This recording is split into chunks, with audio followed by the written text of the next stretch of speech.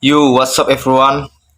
Today I wanna explain about fallacies and hypotheses in logic courses.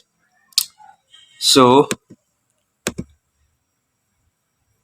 what is definition of fallacies? Fallacies is a flaw in reasoning or misleading argument that result in incorrect or invalid conclusion.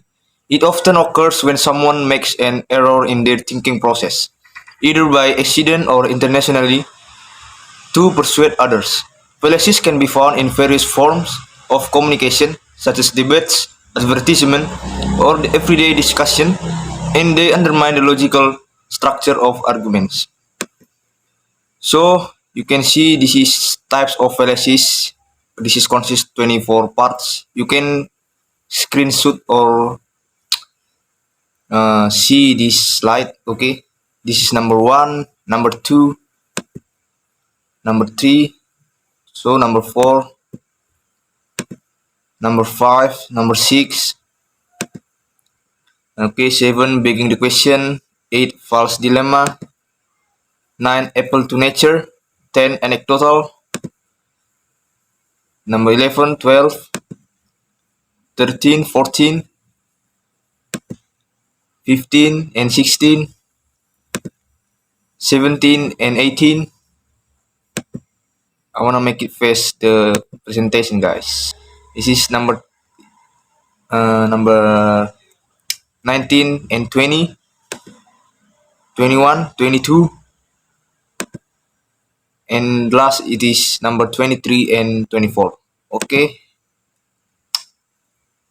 the next slide about hypothesis.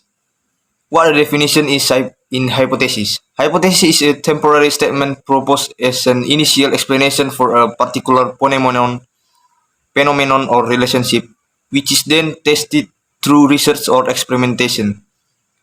A hypothesis provides a foundation scientific research as it helps researchers determine what needs to be tested and what results are expected. So the next type of hypothesis, in general, there are two main types of hypothesis.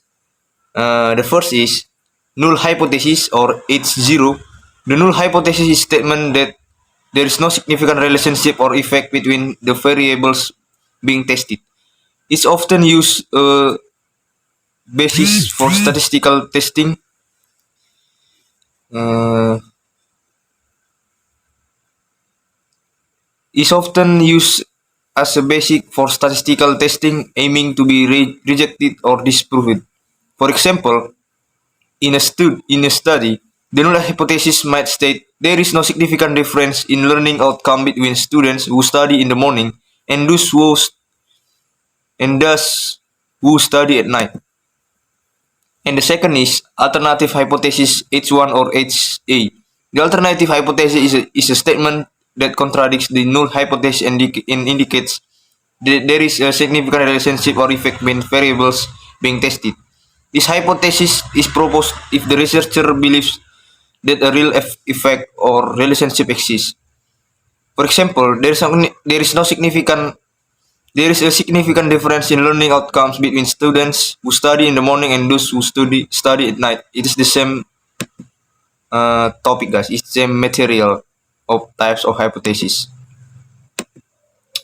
The next characteristic of a good hypothesis, the first is specific.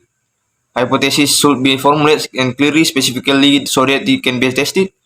The second one is based on theory or observation. A hypothesis should be grounded in existing theory or previous observation. And the last, testable. A hypothesis must be testable through experiment or research so that it can be accepted or rejected. This is the example of hypothesis. For instance, in a study on the effect of study habits on exam results, this hypothesis could be formulated as follows. Null hypothesis H0, study habits do not affect exam results. And then the next alternative hypothesis H1, study habits affect exam result. So the last slide is conclusion.